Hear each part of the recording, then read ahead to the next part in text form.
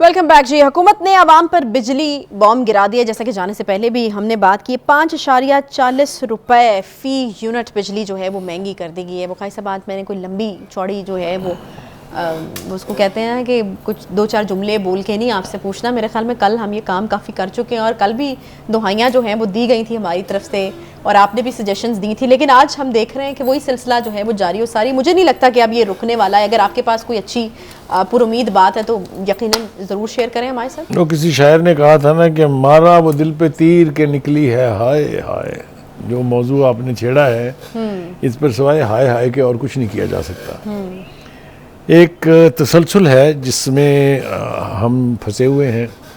एक तसलसल के साथ अवाम के साथ खिलवाड़ किया जा रहा है। जिम्मेदार इसका चाहे कोई भी है, चाहे पिछली हुकूमत थी, चाहे उससे पिछली हुकूमत थी, चाहे मौजूदा हुकूमत है, चाहे IMF है, चाहे वर्ल्ड बैंक है, कोई भी है। अवाम तो पिस रही है ना।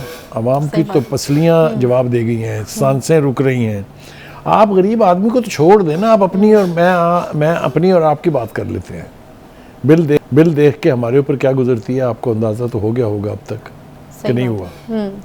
तो उनका जिनका बिल कभी 700 कभी 1000 आता था, उनको 10 से 15 हज़ार के बिल आ रहे हैं।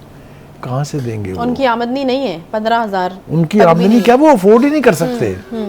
आप मुझे बताएं फिर क्या हुआ उसके नतीजे में। कल हमने डिस्कस किया था, मस्जिदों से ऐलान हो रहे हैं, बिल फाड़ने के मशवरे दिए जा रहे हैं, सिविल डिसोबीडियंस की तरफ राग़ब किया जा रहा है लोगों को। और ऐसी सूरत हाल में लोग एक सेकंड से पहले इस किस्म की धमा चौकड़ी में शामिल हो जाते हैं।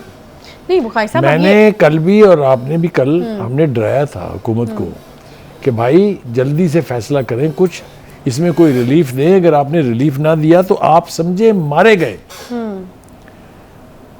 पिछली हुकूमत ये सारे फैसले छोड़ गई कि आने वाले करेंगे, हम अपने ऊपर क्यों गाली लें। सही बात है। आपको पता है पिछली हुकूमत के जाते ही, PDM की हुकूमत के जाते ही पेट्रोल में 20 रुपये यकलख्त इजाफा हुआ था। बिजली की कीमत में 3 रुपये पता नहीं कितने पैसे यूनिट एक दफ़ा बढ़ चुका है। 5 रुपये 40 ये बढ़ चुका है और अभी पहली को फिर बढ़ना है। पहले को फिर बढ़ना, मतलब सिलसिला रुक कोई नहीं रहा। 9 महीने आप दे रहे हैं इलेक्शन के लिए कि इलेक्शन उससे पहले दिखाई नहीं दे रहे। उस 9 महीने में आवाम के साथ होनी क्या है, बात इलेक्शन तक पहुंचनी है नहीं पहुंचनी, ये भी इस पे भी जरा रोशनी डालिए, क्योंकि जिस तरीके से यहाँ पर चीजें खराब हो रही हैं। ये तो मैंने कल भी कह दिया था, मैं आज अपनी बात रिपीट कर रहा हूँ फिर कि अवाम के गुस्से के को अगर आपने प्रोवोक कर दिया, फिर उसने नहीं देखना कि ये इंटर्म गवर्नमेंट है, फिर उसने नहीं देखना इलेक्शन में 9 महीने लगेंगे। फिर जो कुछ इशारे हमें मिल रहे हैं आज़ाद कश्मीर से, पिंडी से, वो हर जगह होगा। और वो हर जगह होना जो है कोई भी हुकूमत अफोर्ड नहीं कर सकती। हमें इस बारे में बिल्कुल क्लैरिटी होनी चाहिए कि अगर आपने ये सिलसिला रोका ना तो आपके खिलाफ अवाम उठ खड़ी होंगी। ये उनको रोकना फिर किसी के बस में नहीं होगा।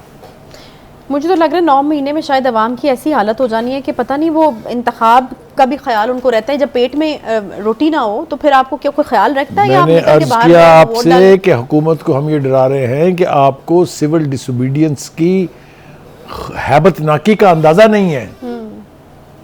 फिर nobody will be able to control the bombs. इससे बचने का एक ही रास्ता है कि इनको रिलीफ दें और फौरी दें।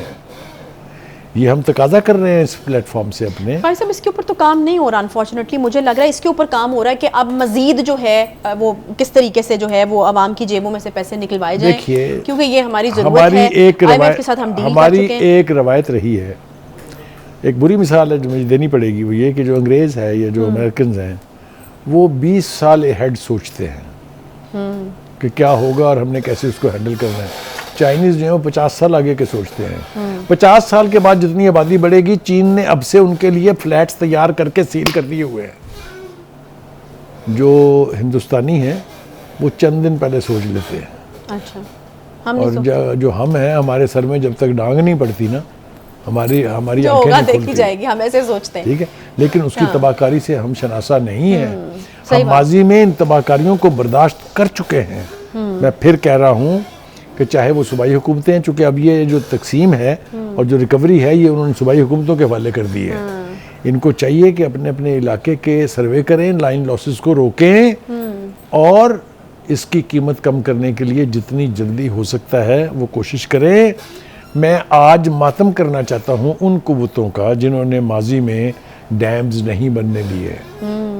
वो चाहे पीके की लीडरशिप थी, चाहे सिंध की लीडरशिप थी, उन्होंने अपनी सियासत चमकाने की गरज से पाकिस्तान को एक इतने बड़े डैम से महरूम रखा कि अगर कालाबाग डैम बन गया होता तो आप ज़रा तसव्वुर करें कि जो बिजली हमें 2 डैम से 4 रुपये कॉस्ट कर रही है, अगर कालाबाग डैम होता तो क्या सूरत हाल होती, और क्या हम इस तरीके से लोड शेडिंग जैसी लानत और ये हर रोज़ बढ़ती कीमतों का शिकार होते? नहीं होते।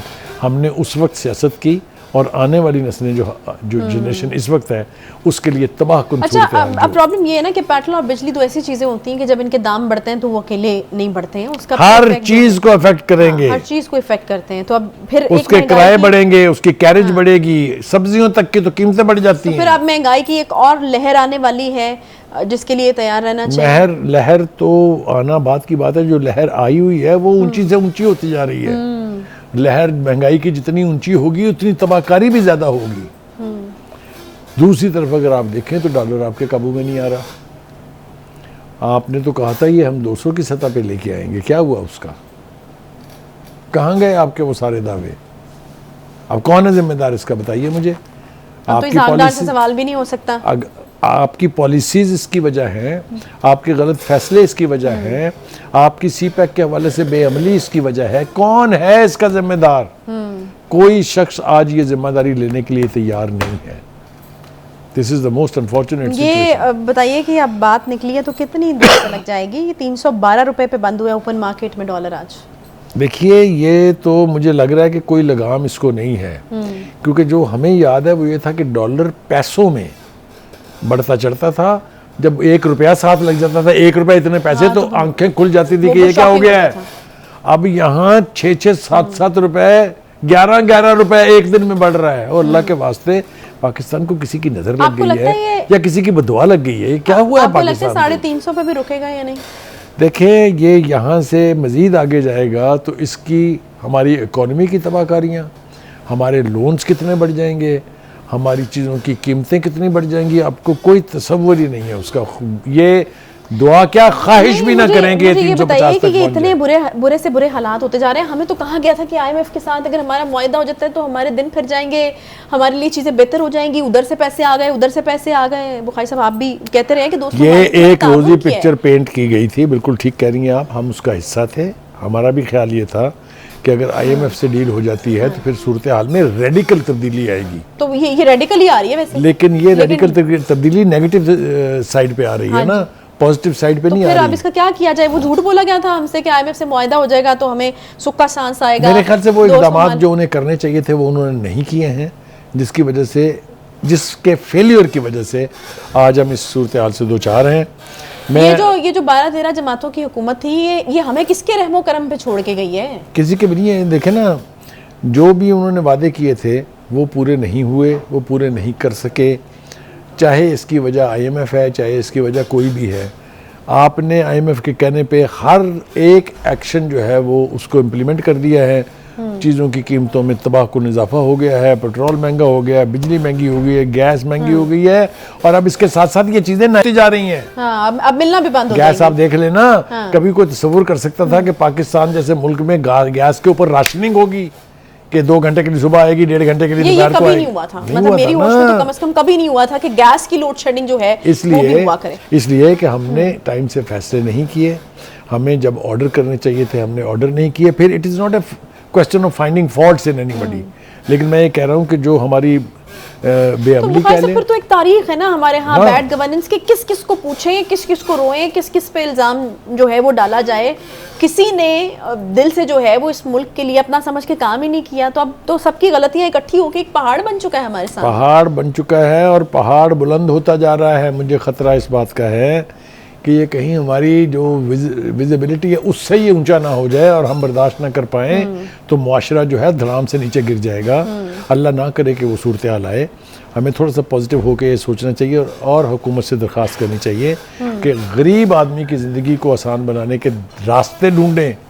इसके सही है, इसके इसके लिए हुकूमत से एक्सप्लोर दरखास्त और अल्लाह मियाँ से जो है वो दुआ जो है वो दोनों मिलके इस वक्त जो है वो मिलके बहुत करनी पड़ेगी। मिलके करनी पड़ेगी। और अल्लाह करे कि जो है अगर हमसे कुछ गलतियाँ हुई हैं तो अल्लाह ताला वो भी हमें माफ़ कर दे और हमारे हालात जो हैं वो किसी बेहतर सिम की तरफ जो है वो जाना शुरू हो जाए। इसके साथ ही प्रोग्राम का वक्त यहाँ पर ख़त्म होता है जी। इंशाल्लाह कल आपसे दोबारा मुलाकात होगी। ख्याल रखिए अपना। अल्लाह हाफ़िज़।